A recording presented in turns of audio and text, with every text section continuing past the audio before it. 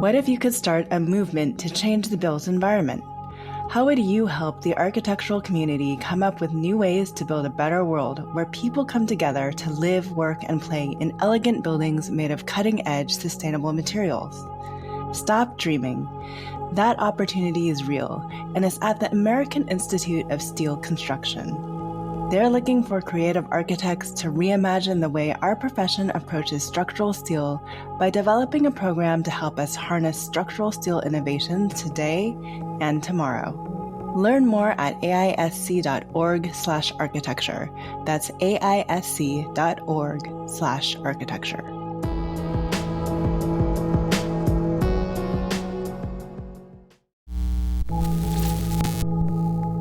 I'm Evelyn Lee. And I'm Chastain. We're collaborating on curated conversations to explore how the industry of architecture is changing. Together, we'll find ways to create new solutions to current challenges while elevating the value of architects.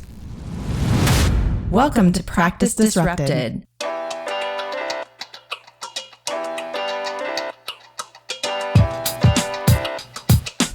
Hello, listeners. Hello, Janine. Hi, Evelyn. Hi, Disruptors. Today's guest is another friend from the Bay Area who I first met when he was teaching at UC Berkeley. He is now a professor and head of architecture at MIT, as well as a partner in his architecture practice, Modem. We've invited him onto the show to discuss what students are thinking about regarding their current education in architecture and what they hope to use their education for. We'll also discuss a bit about his career and how he's been able to successfully blend architecture, teaching, writing, and even installation work into his pathway. I think a lot of our listeners are always interested in hearing how individuals have forged alternative paths throughout their career, and how they continue to actually remain adjacent to the profession as well. So I'm really looking forward to this conversation. Let's welcome Nicholas de Monchaux to the show. So Nick, welcome. We always open up every interview by asking our guests to kind of introduce themselves. So maybe you can briefly introduce your background and point of view. I'd be happy to. And Janine and Evelyn, it's lovely to be with you here today. So I am, as you described, currently professor and head of architecture at MIT. I'm also have appointments at MIT in urban studies and planning, and actually in the program in science, technology, and society, which gives a little bit of a sense of the spread of my interests. And I was trained as an architecture as both an undergraduate and graduate student, and have worked in architecture practices in London and New York, but started teaching only a couple of years out of graduate school for 20 years in public education, public institutions, and then as of 3 years ago at MIT. Now, you were just telling us before we hit record that MIT has been responding to a lot of the shifts that we're experiencing and observing in practice. Can you tell us more about both the history of how MIT has kind of been interested in that and how it's meeting this change? Well, one of the reasons I was excited to come to MIT, despite the inherent beauty of the Bay Area and my great delight in my colleagues in the institution that is Berkeley, is because of its singular role in the history of architectural education in North America and what it means to be rethinking architectural education from the perch of MIT today. So for your listeners who may not know, MIT graduated the very first person with a degree in architecture in North America in 1868. And the program goes all the way back to 1861 and the founding of MIT a week before the Civil War started here in Boston, initially as a trade school to MIT as a whole was initially founded as a trade school to prepare technicians and workers for the exploding industrial revolution here in Boston and the Northeast. William Ware, who actually later would go on to found the architecture program at Columbia as well, at the very last minute, like a month or two before the place was started, convinced them to add a program in architecture to the three other courses. So we are to this day known as Course 4 at MIT within its very numbers and acronym-based logic. And Ware made the case that there was no education in design at all then in the United States and North America, and that any institution trying to train people in both technical and intellectual arts needed design as an inherent part of its curriculum. And the motto of MIT is was then as its founding as today, mens et manus, mind and hand. So this idea of making and doing, which was then a revolutionary idea when most educational institutions in the US had been founded to train ministers who don't do a lot of, work with their hands, as it were. This idea of a what was initially, as I say, a technical institution, but a new kind of institution for the training of makers and doers and problem solvers. So from that beginning, MIT's course in architecture continued into the 1930s with a very consistent Beaux-Arts curriculum, but was transformed by MIT's own transformation. MIT, starting in 1916, moved to its current home on the Cambridge side of the river in Boston, to a very grand so-called main group that architecture didn't actually get to move into until the 1930s.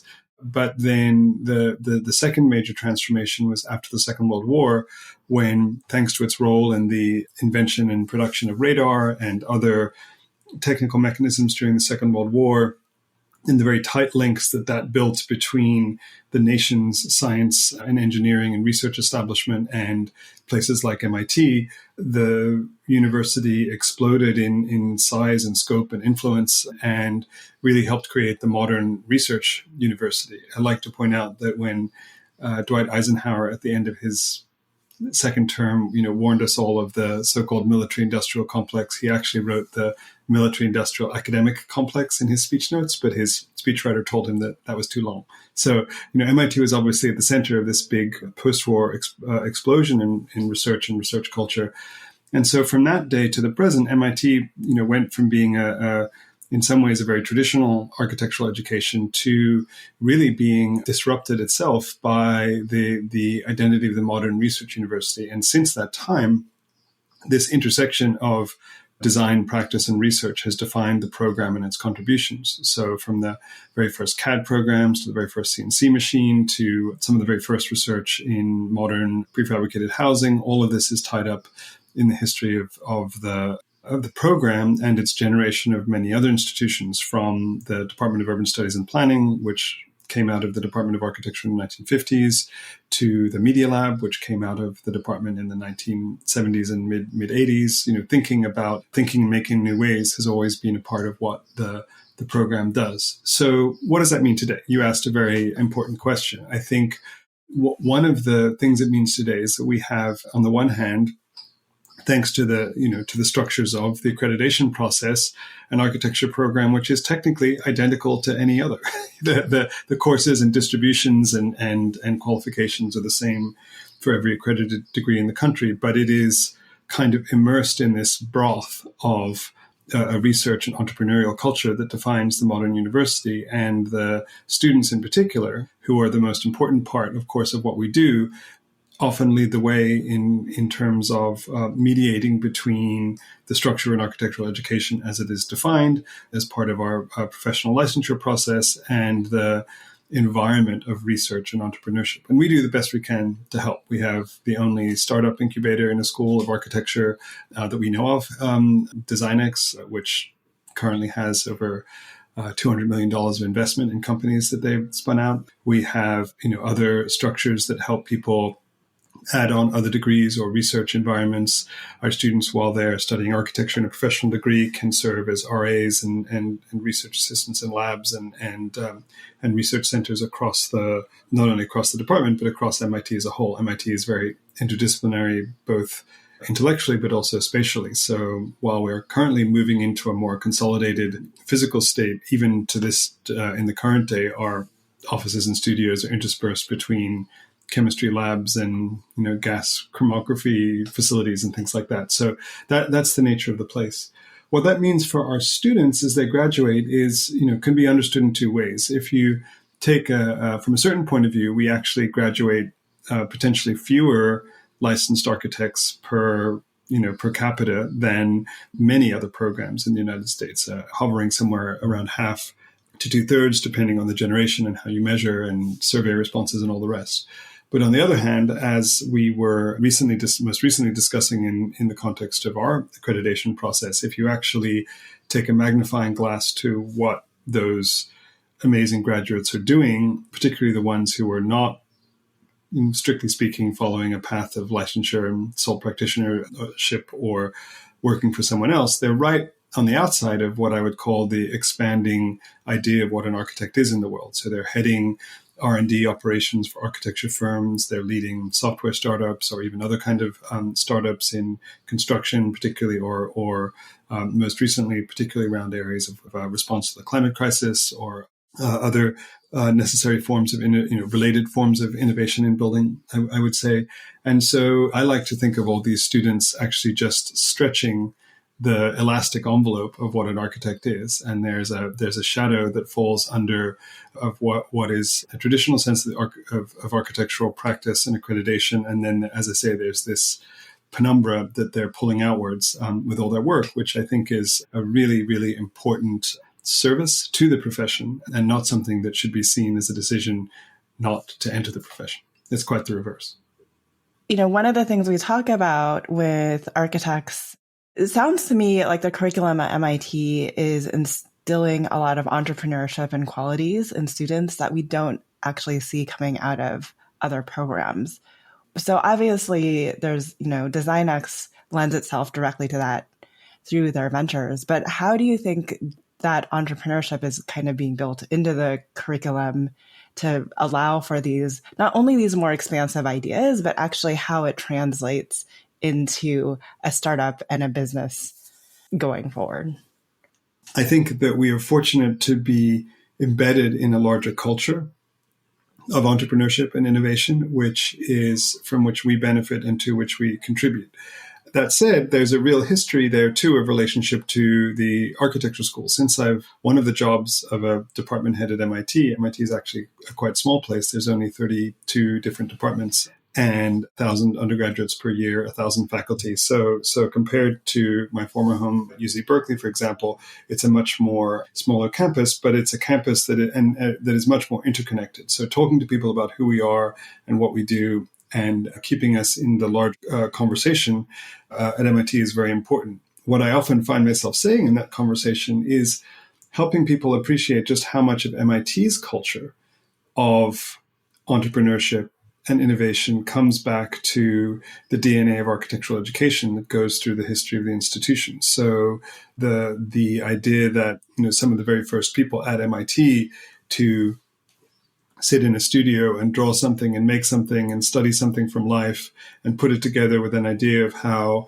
a technical exercise might be done, those are actually all architecture students in the very first DNA of MIT. So I guess I answer the question by saying, we're very fortunate to be in this larger creative entrepreneurial landscape. And yet, I don't think it's acknowledged often enough or understood often enough how much the practice and teaching of architecture present from the origin of MIT actually has contributed over time to that culture. So it's a sort of a loop, as it were, of influence and so, rather than at various points in MIT's architecture's history, particularly when, during the Cold War, when some architecture faculty felt quite alienated by this large technological machine of MIT, there was a notion that, what are we even doing here? But in fact, for better or for worse, that, even if you looked at something like the Rad Lab, one of the fundamental chapters of MIT's history, when Radar was created, it was a whole bunch of people. It looked like an architecture studio,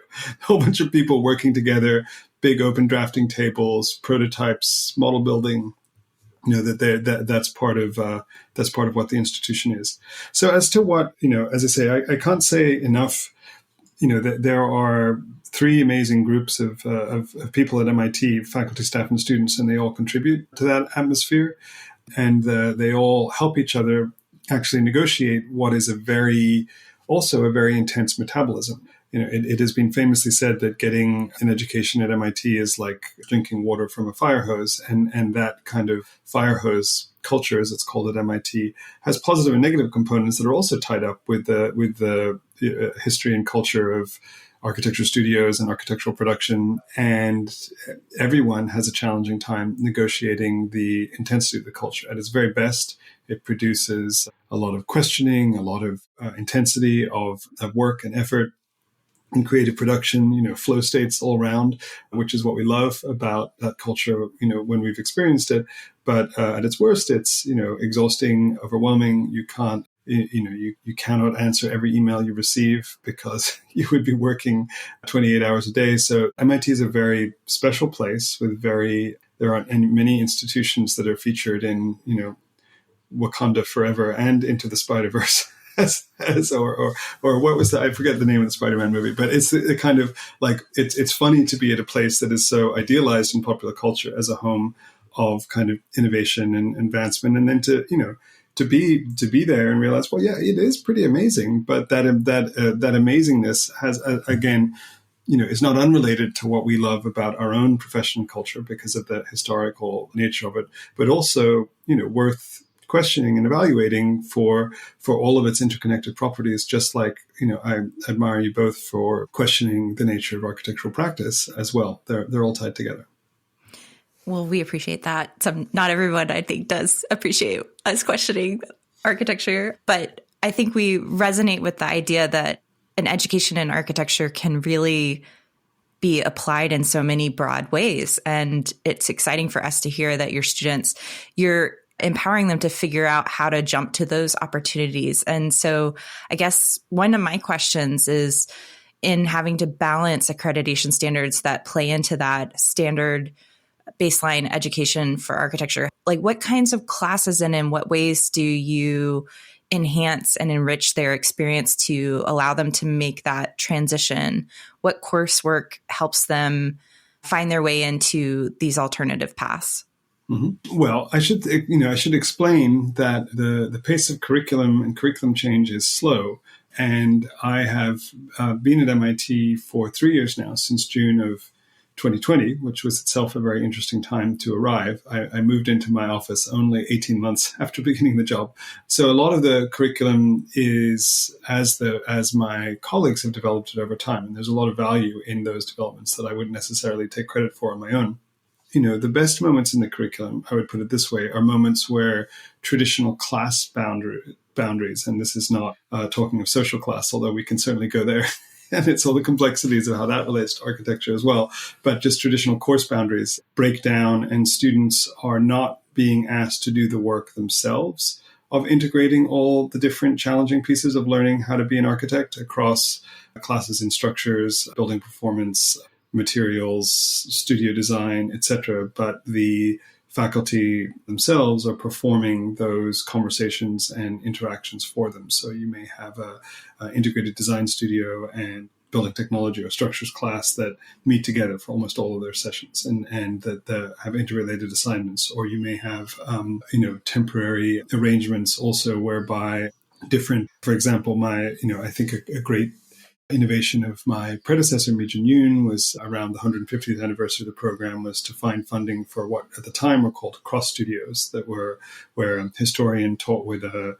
studio faculty member or a structural engineer taught with a studio faculty member to, again, perform for students experiments in pedagogy. And that has really continued with and is some of the best some of the best places of innovation that we have today. So one thing I can take credit for is bringing in, we brought in recently the first endowed professorship and associated funding in the department since the Aga Khan program was developed at MIT in the 1970s, a gift of Alan and Terry Spoon, who were great donors to MIT and really focused on architecture's role in addressing the climate crisis, both its causes and its effects, which is something that we're really orienting the whole, not just the whole School of Architecture, but the new president of MIT, Sally Kornbluth, has really asked us to turn all of MIT's efforts to in a moment of real urgency. And so in the context of that effort, for example, my colleague, Christoph Reinhardt, who's the inaugural Spoon professor and the recipient of the chair,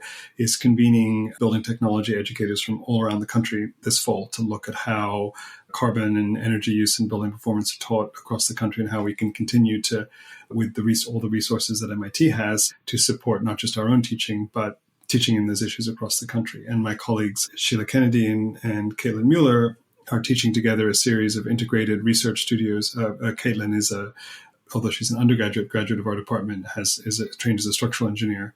And Sheila Kennedy, who's a noted practitioner here in Boston on our faculty, are doing a whole set of research studios together across the next 3 years on the what they call odds and mods, which are modifying using leftover building parts that are not normally entering the building cycle, so cutoffs and pieces, and then also reusing, those are the odds, and then reusing existing building materials in a circular economy, which are the mods, and how, not just producing studio content, but producing real research with an impact on building. And they just presented the beginning of that work at a symposium we held with Architectural Record on sustainability in practice on Tuesday this week. So it's an exciting time for those kinds of collaborations. So we try to model in how we deal with the accreditation framework and even this idea of entrepreneurship, something which I do think we need particularly to disrupt, which is the traditional kind of heroic architectural idea of innovation and a kind of singular authorship going together,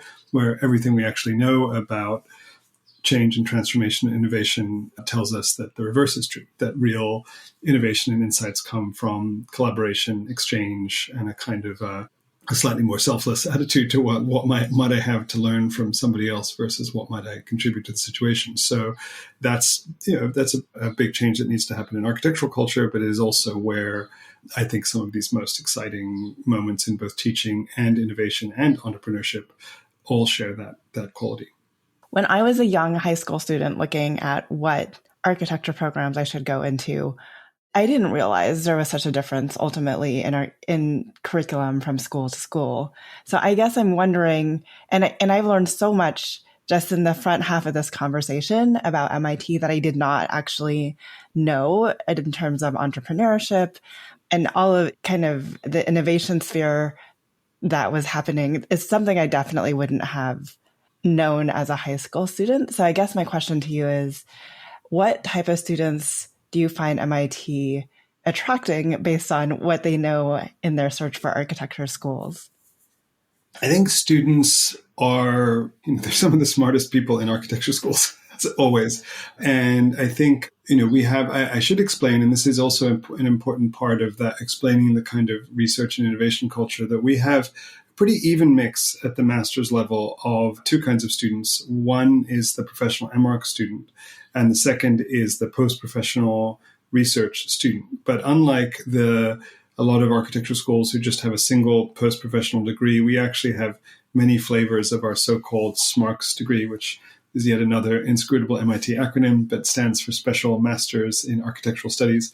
And that reflects the very distinctive structure of the department with nodes of faculty, so-called discipline groups, who perform very high-level research in different areas, from design and computation to building technology to history and theory and criticism of architecture and art to the Aga Khan program in Islamic architecture, etc. So there's very intense, the kind of taste palette of MIT is small dollops of very intense flavor versus kind of larger architectural paste. And so I think that also has a lot to do with the kind of quality of research and entrepreneurship. And we do the best when we bring all those intense flavors together in new combinations, to extend the food metaphor. But then in terms of what students we tend to attract, I mean, one of the great trade-offs or challenges is, we are very privileged to be at a well-resourced institution. And I'm very happy to say that, in my time as department head, we've moved our baseline or minimum funding for MArch students from 50% fellowship support to 85% fellowship support as the minimum, as well as adding stipends to help cover the cost of materials. Because we're very aware that when we can only admit, 20 some odd, between 20 and 30 students per year into our MArch class, which given the scale and structure of MIT is the kind of both the financial and also approaching the logistical limit, we need to do a very, very good job of the admissions process and of making that instrumental opportunity of coming to MIT available, not even so much to those who best merit it or deserve it, because I don't think that is a useful way to think about it. What I have brought into, or what I, working with our faculty, have kind of shifted the admissions conversation into in the last several years especially, is those who are prepared for MIT, which is obviously a larger number of people than we can actually admit. Those who are prepared to take advantage of the opportunity, to whom it will make the most difference. to whom it will be most instrumental in a larger career pathway. So, we stopped 3 years ago. We stopped ranking our students in the admissions process. We have to go through we talk about sorting, not ranking, but we don't, for example, have a number 1, 2, 3, 4, 5 admit. Nor do we negotiate offers, nor do we do any of that stuff, which helps contribute to a sense that there's like a top admit and a second top admit, because that's, that is an antiquated and obsolete way of looking at these sorts of opportunities and what they mean. It is a kind of, for better or for worse, we cannot admit everyone we would like to, and we cannot help everyone, give everyone we would like to access to this opportunity. So as I say, we really try to look to the people, equipped for it, to whom it'll be most instrumental, which has really expanded the kind of geographic and life experience kind of balance of our MR classes over the last couple of years, especially, but also, building on work that was done also way before I got to MIT by some of my, most amazing colleagues. And so our class is very heterogeneous. There aren't a lot of people who fit. We haven't succeeded if a bunch of people from the same background or with the same set of experiences come, because we understand, I think, like any good architecture program, that most of the learning is done by the students from each other. And we are there as a faculty and staff structure to facilitate that and inject, the most interesting and challenging opportunities for people to learn from each other into the curriculum. So I can't tell you what an MIT student looks like, because, for every, 35-year-old ex-Marine, there's a, 22-year-old from Hong Kong, or, it's a very broad, or students from very broad intellectual diversity. I was very pleased, I had my own thoughts on Biennale culture more broadly, but I did go. One of the reasons I was very happy to go to the latest Venice Architecture Biennale opening is that we had, not only did we have 8 or 9 faculty represented, which is pretty normal, even though we do have that's a lot of our faculty. We actually had 4 or 5 students who were on their own being represented in various contexts, in competitions to design curate pavilions from their home countries, or being selected into the larger Biennale curatorship, or larger representation in the show. So our students are pretty amazing, and I'm inspired every day by what they do and how they look at the world. But they're not amazing, they're amazing people who are taking advantage of an amazing opportunity of being at MIT. And so our job is to bring those two together. I wanted to talk about your interests, because I think your career is actually a very good example of someone who has used an architecture education and expanded and kind of redefined what the possibility of your career could be. You've been in academia, you've written a book, you've done exhibitions, you are also interested in technology. Can you tell us about both some of the coursework that you're interested in and how you're applying that to your work, as well as some of your professional endeavors that you've been exploring? Sure. Well, I think the courses I've taught at MIT are more of a representation of how I came in. So I came in, as I said, at the very beginning of COVID in June of 2020, and we were scrambling to do a lot of different things at that time. So a lot of the courses I was teaching were kind of one-offs to do with ways in which we were trying to support students. We had in that first summer, we actually ran a sort of crazy summer school because everyone lost their summer internship. So I taught, co-taught courses on weird skills and making geodesic domes in your own home, and anything we could do to kind of engage people and keep the community together in that summer. And then slowly my teaching has gone from, as we have come out of the pandemic, has gone from more sort of opportunistic support of one-off efforts to day-to-day teaching. The course I'm teaching now, which is probably just finished teaching, was probably most representative of both my interest in what we're trying to do at MIT, is a course that I inherited, originally begun by Meejan Yoon and Neri Oxman, called Design Across Scales, which is a class to introduce MIT undergraduates broadly to design as it's practiced, from the scale of architecture to the scale of nanotechnology to now, for better or for worse, the scale of geoengineering. And so what the fundamental questions are that connect those scales in terms of both ethics and and creativity and practices. And that really also reflects my own best experiences in the discipline. I was an architecture major as an undergraduate because I knew a little bit about architecture. My dad practiced and taught as a planner, but had originally gone to architecture school. So I kind of knew what it was.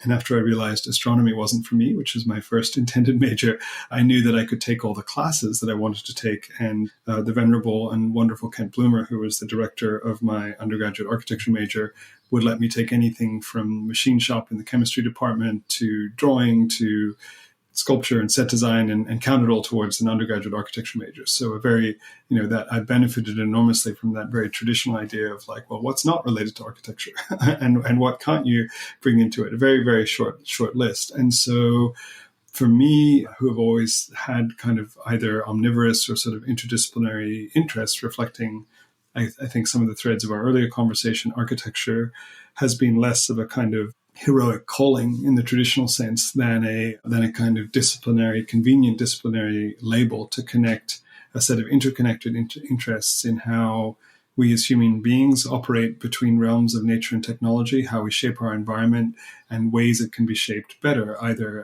in my case, I've been privileged, I would say, to both do that as a practitioner, as a historian and critic, and then most recently as someone working in the realm of software and its relationship to design and community engagement and design for sustainability. And so, the architecture of our world is much bigger than bricks, although bricks are very, very important. And I'm interested in that largest meaning of architecture, both as a sense of what we describe architecture as being, which extends far beyond buildings, both in bigger than them and much smaller than them, and also extends far beyond a traditional notion of practice as well. Even though I value and really enjoyed the years I spent in that more traditional notion of practice as well. I feel like we should talk about some of your work, because that, I think, is what is super fascinating about you. Is like, when I met you, you were working on an exhibition that went into the SF MoMA. It also showed up at Spur. You were also writing a book that was published called Spacesuits Fashioning Apollo, which really researched and looked into the fabrication of the spacesuits that astronauts wear when they go to space. And I just think it's really interesting that you're able to reach into these kind of unexpected arenas and connect it back to architecture. I was wondering what inspired you through some of those exercises, if that was in pursuit of just things that you were interested in, or, how did you find your path to working on those projects? At the best moments, I was able to do what I always encourage our students to do when they come. This is the season, particularly like a week or two after graduation, where a lot of people sign up for my office hours, as they did even yesterday, and ask the kind of what do I do with my life question that often follows a kind of structured thing like getting a degree, and suddenly life becomes unstructured and you have to make a pathway in it. At the best moments, I was able to do what I encouraged them to do, which is to be led not by their fear, but by their curiosity. So, which can often involve taking a bit of a leap into the unknown. So, as someone who had actually, as I said, had a pretty straightforward architectural education, if somewhat more heterogeneous, because I got a BA in architecture, which made me very educated in lots of all sorts of interesting things, but basically unemployable, at least initially through my first 5 rounds of job interviews when I graduated, and then a traditional MArch. Yeah, just very lucky to be able to work on lots of different projects and to have probably 2 very different types of professional experiences in architecture. One working for well-respected traditional firms in London, like Davis Bertie Bond, their London office, or Michael Hopkins, relatively briefly but influentially, looking at just things that were built well and run well and what that looked like and felt like to be a part of. And then in the US, working over the course of several years with the much smaller back in those days, but still very intense and interesting version of what is now Delos Video and Renfro, on a very heterogeneous mix of projects there. And so with that introduction to a whirlwind of practice, I was probably introduced to the idea that again, I try to convey also to younger, particularly younger faculty members and people who are asking me again, what is the right way? And what I've learned is that what I try to tell them, which is you can do pretty much whatever you want as long as you do it well. Which is to say that if you particularly in a discipline as broad and heterogeneous and with links to so many parts of culture and technology and environment as architecture, we are very, very fortunate to have many flexible, intellectual, creative, professional pathways, but doing things well and going through all the internal and external challenges of really achieving excellence in work is hard, but is its own reward, because people tend to not mind what you do, as I say, if it achieves some fundamental level of being, a good addition to the world. So not arguing that I've necessarily done that, but I've certainly tried to. And what links all the projects I've done, which to me are very deeply interrelated, whether it's my first book on spacesuits, the second book, which was the sort of compendium of the project whose installations you mentioned, called Local Code, or the software work that came out of that, or other essays I've written, is a real fascination about the difference between what I would say the world as it is and the world as we would like it to be. So the world as it is, messy, interconnected, sometimes sloppy, miraculously adaptive. The world as we would like it to be, certainly particularly as architects, which is organized, coherent, rational, subject to measurement and optimization. And I feel like a lot of, at least from my perspective, a lot of the challenges we're facing culture as a society, as an economy, relate to this fundamental conflict. And the work, whether it's writing about how the Apollo spacesuit was not, as was intended, masterly produced by military industrial contractors, but by a small industrial division of the Playtex Bra and Girdle Company, or writing about or speculating on how software tools could help us design, alongside and into the real metabolism of cities, versus trying to rationalize them into ways that make them, more coherent but less functional, which is what a lot of our highways and other zoning and other planning interventions have done, or simply, as in a recent set of essays and research looking at the origins of modern computer graphics and how that relates to how we see and understand the world today. These are all preoccupations at that boundary that I tried to describe. You mentioned, Nick, that, all these students are coming to you and they're like, what's next? What do I do with my life? So what has been your response to them? Well, I mean, it's sort of like what I said to you, be led by curiosity and passion and frustration and outrage and all the things that lead us to do, real things in the world. Right now, tell another MIT story. We have, again, before I came, my colleagues began, and I have tried to foster and expand a role that the architecture department now has in opening up education and design and creative problem solving to every MIT undergraduate. So our design major and design minor, which the course I was describing before that I co-teach with Roy Salguero Barrio, is embedded in, is now the fastest growing and second largest minor at all of MIT, which we're very happy about, and is now linked to the founding of a new institution here at MIT, led by my colleague John Oxendorf, which is the Morningside Academy of Design, which comes from a big donation by the Family Foundation of Gerald Chan, and it's a really exciting moment for design education at MIT and design as a larger way of thinking around the world. But the most popular undergraduate minor and major is computer science. Some 68% of MIT undergraduates now major in computer science, and I fear that choice is not entirely led by curiosity, but partially by the fear that 18 and 19-year-olds, many of them first-generation college students at MIT these days, have around the state of our economy and society and a job which will lead to security. And I would hope to be able to bring to that undergraduate education through design teaching, but also to our graduate architecture students, a sense of both, as Angela Davis once said, optimism of the intellect, if not of the heart, about where we're going and what we need to do, and be led, therefore, by, as I say, curiosity and passion into career pathways that are both unexpected and impactful. And I do think a lot of our graduates, as I was saying, are able to do that, particularly in our graduate program. And I'm very proud, not so much of us, but of them for their ability to do that. So that's the advice, I give in terms of the profession and what we're trying to do. I mean, we need to expand the profession. We need to expand its impact. We need to expand its sense of ethics, expand who has access to it. One of the most kind of important stories, which we were also talking about a little bit before we started recording, which I'll include here, and I'll give particular credit not to so much myself, but to my counterpart, Kwesi Daniels at Tuskegee University and its Robert Taylor School of Architecture. Robert R. Taylor was MIT's first Black graduate, not just of the architecture program, but of MIT more broadly focused in 1891. And he couldn't find work as an architect, but was hired 2 years after graduation by Booker T. Washington to bring MIT's curriculum to what was then the Tuskegee Institute.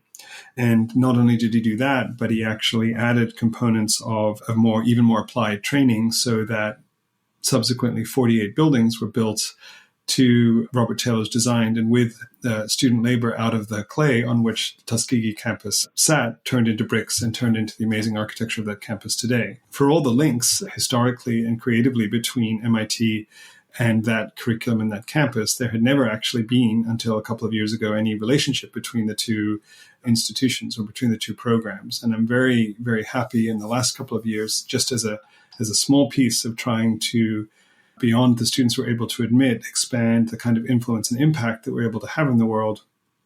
We partnered with Kwesi and the school and Tuskegee as a whole to not just create exchange programs focused on entrepreneurship in particular and digital fabrication between MIT students and Tuskegee students, focusing as much on what we have to learn there as what they have to learn here.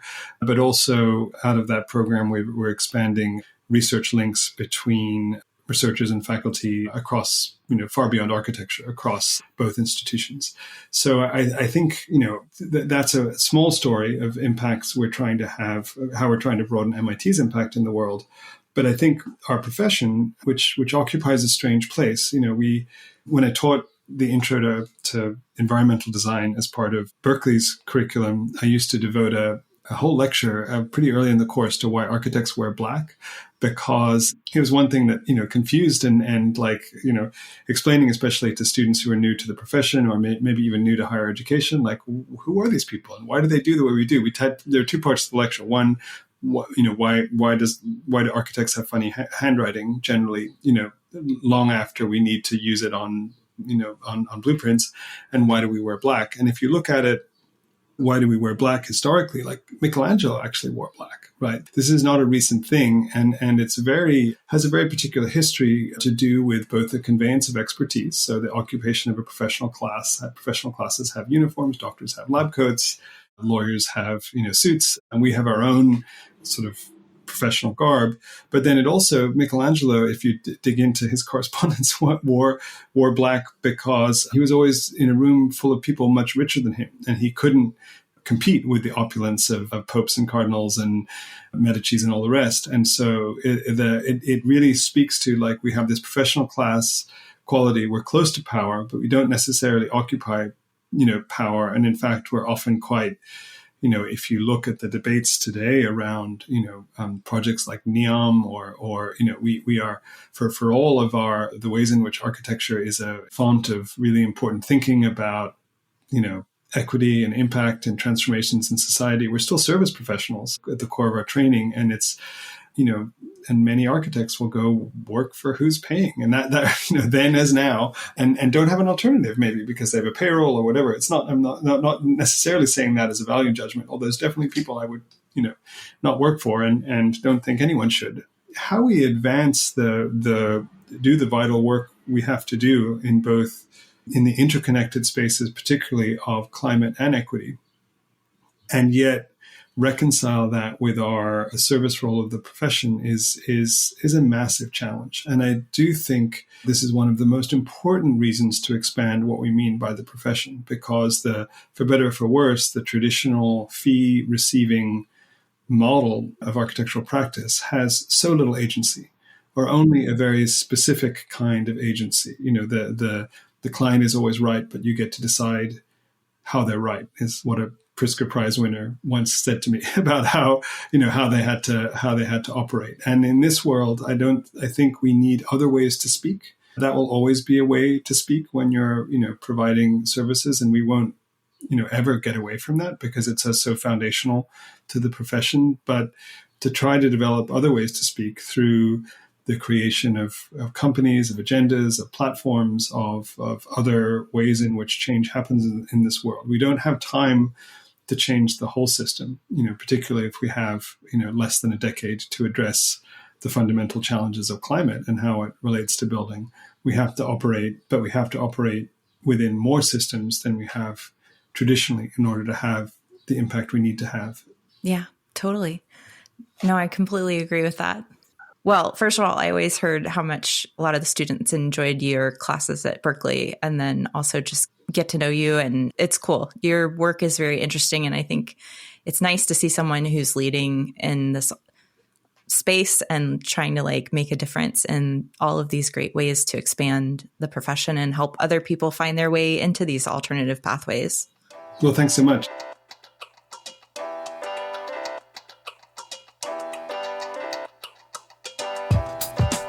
Hi, Disruptors! If you like the content from today's show, you can find all of our past episodes over on practiceofarchitecture.com/podcast. Be a part of the conversation by joining us, our speakers, and others in the community at practiceofarchitecture.com/community. Our social media handle is Practice of Arch. That's Practice of ARCH.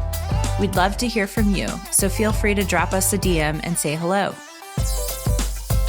Thank you for joining us on Practice Disrupted, a podcast by the Practice of Architecture.